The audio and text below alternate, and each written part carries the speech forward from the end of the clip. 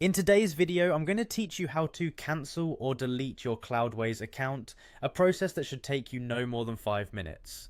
If you've decided to part ways with Cloudways, rest assured the process is straightforward, and I'll guide you through each step with ease. First things first, let's head over to the Cloudways website. Open your preferred web browser and go to their managed cloud hosting platform.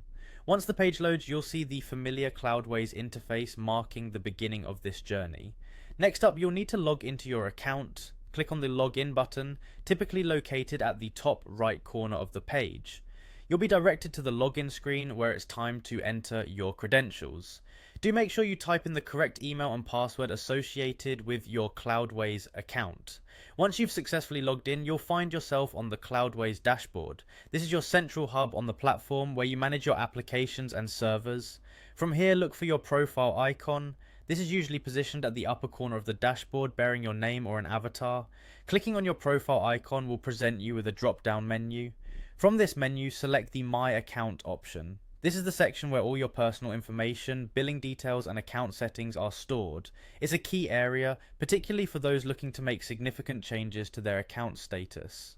From the My Account section, the option to cancel your account is just a click away. Look for the Cancel My Account button. Clicking this button will initiate the cancellation process for your Cloudways account. A word of caution here, make sure that you have backed up any necessary data or information from your account. Once you proceed with the account cancellation, you may lose access to your data stored on the platform. Cloudways might prompt you for feedback or confirmation to ensure that you really wish to delete the account. It's always helpful to provide feedback as it could assist Cloudways in enhancing their services in the future.